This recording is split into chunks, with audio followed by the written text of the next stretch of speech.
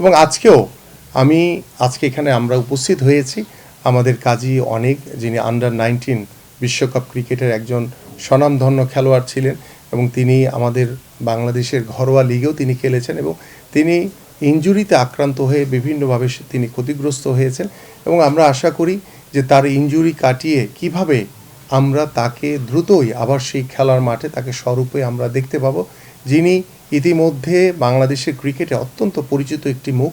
আমরা আশা করি যে বাংলাদেশ জাতীয়তাবাদী দল বিএনপি এবং আমাদের মাননীয় চেয়ারম্যান জনাব তারেক রহমান অনেকের পাশে রয়েছে, অনেকের পাশে থাকবে। যতদিন না অনেকের যে ইনজুরি কাটিয়ে ওঠে তিনি ততদিন মাঠে না নামেন, ততদিন আমরা ইনশাল্লাহ এই ইনজুরি কাটানোর জন্য আমাদের পক্ষ থেকে যেই ধরনের সহযোগিতা প্রয়োজন এবং এই ইনজুরিকে জয় করার জন্য আমাদের পক্ষ থেকে যেই ধরনের সহযোগিতা প্রয়োজন আমরা সার্বিকভাবে আমরা অনেকের পাশে রয়েছি এবং অনেকের পাশে থাকবো ইনশাল্লাহ। আলাদা করে রাখতে তারপরও এরকম হচ্ছে, বিষয়টা কিভাবে দেখছেন? দেখেন, আসলে আমরা খেলোয়াড়, আমাদের খেলোয়াড়দের খেলা ছেড়ে দেওয়ার পরে রাজনীতির সাথে জড়ানোটাই সবচেয়ে ভালো উত্তম একটি বিষয়, এটি আমি মনে করি ব্যক্তিগতভাবে। কিন্তু খেলা চলাকালীন বিষয়ে আন্ডার-19 বিশ্বকাপ ক্রিকেটে বাংলাদেশ এবং ভারতের যে মধ্যকার খেলা অনুষ্ঠিত হচ্ছে, আপনি যেটি বলছেন যে আমাদের বাংলাদেশ দলের ক্যাপ্টেনের সাথে ভারতীয় দলের ক্যাপ্টেন হাত মেলাননি, আমি মনে করি এটি কোনো খেলোয়াড় সুলভ আচরণ না।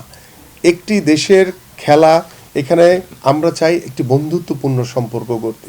সেখানে ভারতের মতো এত উন্নতশীল একটি দেশ, পার্শ্ববর্তী দেশ, যাকে আমরা বন্ধুত্বপূর্ণ একটি সম্পর্কের ভিতরে আমরা তাদের সাথে একটি সম্পর্ক বিল্ড আপ করতে চাই, সেইখানে আমাদের খেলাকে কেন্দ্র করে রাষ্ট্রীয়ভাবে রাজনীতিকে টেনে এনে বা আমাদের যে মোস্তাফিজের যে ইস্যুটা রয়েছে সেই ইস্যুটাকে টেনে এনে কিংবা আমাদের বাংলাদেশ দলের যে আগামীর যে বিশ্বকাপ ক্রিকেট খেলাকে কেন্দ্র করে যে একটি উদ্ভট পরিস্থিতি তৈরি হয়েছে, সেটিকে কেন্দ্র করে যদি এই ধরনের আচরণ করে, তা আমি মনে করি এটি কোনো খেলোয়াড় সুলভ আচরণ নয়।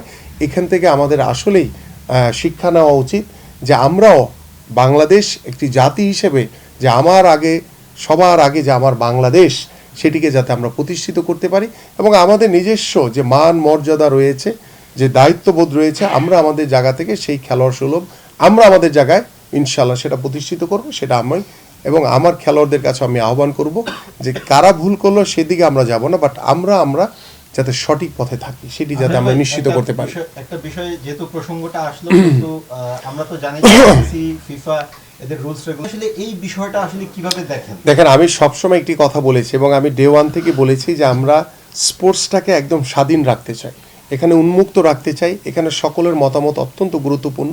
খেলাধুলার সাথে যাতে আমরা রাজনীতির যাতে মিক্সচারটা না করি, এই জায়গা থেকে আমাদের দূরে থাকা উচিত। আজকে যেই মোস্তাফিজকে কেন্দ্র করে যে বিষয়টি তৈরি হয়েছে, আমি মনে করি যে সবার আগে যেহেতু আমার দেশ, সবার আগে আমাদের খেলোয়াড়দের নিরাপত্তা, এটুকু নিশ্চিত করে আমরা আইসিসির সাথে আলোচনা করতে পারি, আমরা ভারতীয় ক্রিকেট বোর্ডের সাথে আলোচনা করতে পারি। আলোচনার মাধ্যমেই কিন্তু অনেক সমস্যার সমাধান অটোমেটিক্যালি হয়ে যাবে। সো আমার কাছে মনে হয় যে আমাদের খেলোয়াড়দের এবং আমাদের ক্রিকেট বোর্ডের এই জায়গাটি ওপেন রাখতে হবে এবং আমরা আলোচনার যে বিষয়টি রয়েছে সেটা চালিয়ে গিয়ে আমরা যাতে এই যে সমস্যাটা রয়েছে সেটা যাতে দ্রুতই সমাধান করতে পারি। কারণ আমরা খেলোয়াড়রা যাতে খেলোয়াড় সুলভ আলোচনার ভিতরেই থাকে, আমাদের খেলোয়াড়দের খেলা চলাকালীন সময়ে যাতে কোনো রাজনৈতিক হস্তক্ষেপে যাতে আমার দেশ কিংবা কোনো স্পোর্টস অঙ্গন যাতে ক্ষতিগ্রস্ত না হয়, এই বিষয়টি আমরা অবশ্যই আমি চাই যে আমরা দ্রুতই যাতে এই সমস্যাটির সমাধান হোক এবং এটি ক্রিকেট বোর্ড আমাদের যারা রয়েছে তারা হয়তো বা কথা বলছে এবং তাদের কাছে আমি আহ্বান করব যে দ্রুত এটি আইসিসির সাথে কথা বলে, আমাদের ভারতীয় ক্রিকেট বোর্ডের সাথে কথা বলে এই সমস্যাটি যাতে দ্রুতই সমাধান করা যায়।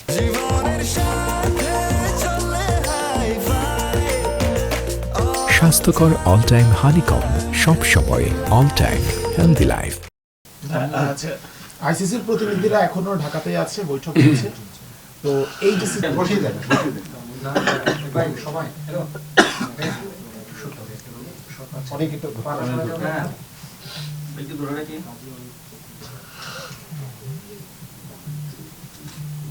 একটু রাখতে হবে, একটু আমরা এখন দায়িত্ব রাখবো।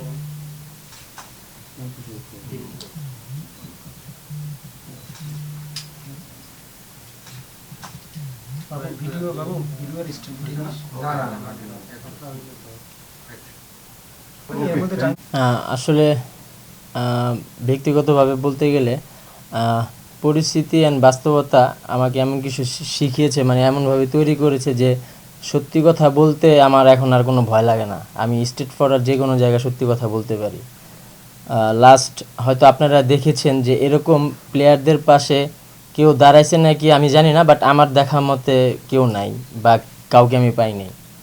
তো স্যারের কথা বলেন আর আমিনুল ভাইয়ের কথা বলেন, তো আসলে এই বিষয়টা আমার কাছে একদম মানে আমি তাদের কাছে তার সারা জীবন ঋণী থাকবো, যেটা একদম সত্যি কথা বলতে।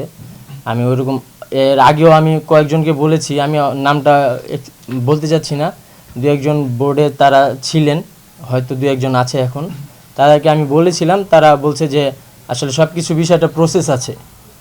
তো আই হোপ তারা দেখতে পারতেছেন এখন প্রসেসটা তারা কিভাবে কি করতে পারে। আসলে না পারলে একজন বলে দিতে পারে তারা যে না আমরা পারছি না বা এরকম কোনো কিছু, বাট একটা মানুষ তখনই একটা মানুষের কাছে হেল্প চায় যখন তার কোনো ওয়ে থাকে না। তো তারা আমার পাশে এসে দাঁড়িয়েছে। আই হোপ, আমি চিন্তা করব যে এটা আমার জন্য অনেক কিছু, অ্যান্ড আমি চেষ্টা করব যে তারা যেহেতু আমার পাশে দাঁড়িয়েছেন, অ্যান্ড আমি নিজেকে আরও আগের থেকে কিভাবে বেটারভাবে শো করা যায় এবং বাংলাদেশকে আরও ভালো কিছু দেওয়া যায় এই চিন্তা করব। আমার প্রশ্ন হচ্ছে কি, আপনাদের স্কোয়াডে যে প্লেয়াররা তাদেরকে নিয়ে আসলে ব্যক্তিগতভাবে একটা বিশাল একটা, আপনি কি ওই বিষয়গুলো থেকে শিক্ষা নিয়ে নতুনভাবে ইন্সপায়ার্ড পাচ্ছেন কিনা যদি একটু বলেন। আমার কাছে মানে আমি যদি অ্যাজ এ প্লেয়ার পার্সোনালি কোনো ভুল করে থাকি, ফার্স্ট যে ভুলটা ছিল ওটা আমার জন্য ভুল ছিল, বাট পরে যেগুলো হয়েছে ওগুলা মানে একটা মিস্টেক, ঠিক আছে। তো ওইগুলো আমি ইয়েতে নিয়ে তাও ওইগুলো আমার কেরিয়ারের প্রভাব ফেলছে বিধায় আমি আজকে ব্যাকফুটে। তো মানে একটা টাইমে ডিসিশন নিয়ে নিয়েছিলাম যে ক্রিকেট ছেড়ে দিব, বাট আবার শাহিন আলমের যে ভিডিওটা আমি দেখলাম, অ্যান্ড আমি বিশেষ করে আমি মানে থ্যাঙ্কস দিতে চাই আমাদের তারেক রহমান স্যারকে, যে আমি আসলে স্ট্যাটাসটা দেওয়ার সাথে সাথে এত তাড়াতাড়ি যে একটা ফিডব্যাক আসবে আমি আসলে কল্পনা করতে পারিনি বিষয়টা। তো স্যারকে খুব থ্যাঙ্কস, অ্যান্ড আমিনুল ভাইকে থ্যাঙ্কস যে সাথে সাথে আর কি বিষয়টা রেসপন্স করার জন্য। অ্যান্ড আসলে আমি ক্রিকেট লাইফে তারা চাচ্ছে যে আমি যাতে ব্যাক করতে পারি, অ্যান্ড আমি একজন পার্সোনালি প্লেয়ার হিসেবে বলতেছি আমিও চাই যে অনেক দিন ধরে চাচ্ছিলাম যে ক্রিকেটে ব্যাক করার জন্য, বাট ওইরকম সিচুয়েশন ছিল না, বাট ওইরকম অ্যাবিলিটি ছিল না যে মানে কাম ব্যাক করার মতো। একটা প্লেয়ারের অনেক কষ্ট থাকে, লাইক জিম থেকে শুরু করে ফুড অনেক কিছু, তো ওইগুলা বের করার মতো অ্যাবিলিটি আমার পক্ষে এখন ছিল না। তো যার কারণে অনেক ডিসিশন নেগেটিভও নিয়ে নিয়েছিলাম। তো দেন শাহিন আলমের যে ভিডিওটা আমার সামনে আসে, তো আমি ওইটা দেখে চিন্তা করলাম যে না আমিও একটা স্ট্যাটাস দিই, হয়তো অবশ্যই আমার একটা ভালো রেসপন্স আসবে। আবার লাস্ট কোশ্চেন, নিশ্চিতভাবে আপনি ইন্সপায়ার্ড, আপনার 160 গতির বল কিংবা হচ্ছে গিয়ে এখন আপনাকে দেখে হচ্ছে গিয়ে আইসিসির যারা কমেন্টেটর তারা হচ্ছে গিয়ে দাঁড়িয়ে গিয়েছিল যে হচ্ছে গিয়ে কি বল করে। তো আপনি কি আবারও হচ্ছে গিয়ে মানে মাঠে ফেরা এবং হয়তোবা সামনের সিজনটা উন্মুক্ত থাকবে, তখন পরিবেশটা এক ধরনের একটা কমফোর্ট জোনে আসবে, আপনি কি আবারও মনে করেন কিনা যে হচ্ছে কি আপনি নেক্সট সিজনেই প্রিমিয়ার লিগ দিয়ে শুরু করতে পারবেন কিনা, আপনার এই ধরনের ক্যালিবার কিংবা কনফিডেন্স এখন আছে কিনা, কিংবা আপনিও কি যেভাবে কামব্যাক করতে চান সেই ওয়েটা তো তৈরি হলো, এটা কি আপনি এখন কিভাবে হচ্ছে কি কাজে লাগাবেন? আসলে কামব্যাক করার ইচ্ছা তো এভরি টাইম এভরি মুভমেন্টে আছে, যদি না থাকতো তাহলে 19-20-এর যে সাসপেন্ড ছিলাম আমি 2 বছর, তারপর কামব্যাক করতে পারতাম না। আপনারা হয়তো খেয়াল করেছেন যে লাস্ট 22-23 আমি কিন্তু সব ঘরোয়া ক্রিকেটে খেলেছি বিপিএল সহ। তো ইনশাল্লাহ চেষ্টা করব, আমি তখনই চেষ্টা করেছিলাম যে আরও বেটার কিভাবে করা যায়, আরও বেটার কিভাবে নিজেকে তুলে ধরা যায়। তো যেহেতু আমাকে একটা অপরচুনিটি করে দিয়েছেন স্যার আমিনুল ভাই, অবশ্যই আমি চেষ্টা করব যে আমাকে যাতে আরও বেটারভাবে কিভাবে আমি আরও আমার বেটার পারফরমেন্সটা শো করতে পারি। বাট অ্যান্ড তাদের কাছেও রিকোয়েস্ট থাকবে, বাট আমার যে কষ্টটা এটা যেন বিফলে না যায়, আমি যেন মিস ইউজ না হই, আমার পারফর্মটা যাতে কাউন্ট করা হয়। দেখা গেছে মানে অনেক ক্ষেত্রেই দেখা গেছে যে একটা প্লেয়ারকে নিতে চায় না, তার ব্যাকগ্রাউন্ড খারাপ থাকতে পারে, বাট সে তো এখন ভালো, এই জিনিসটা আমাদের বিবেচনায় থাকে না। অনেক সময় আমরা পাস নিয়ে পড়ে থাকি, তো দেখা গেছে আমি কষ্ট করতেছি, আমি খাটতেছি, আমি তো চেষ্টা করব 100-এ 100 যে নিজেকে কিভাবে আরও ভালোভাবে তুলে ধরা যায়, বাট এই জিনিসটা যাতে আমার মিস ইউজ না হয়, এটা একটু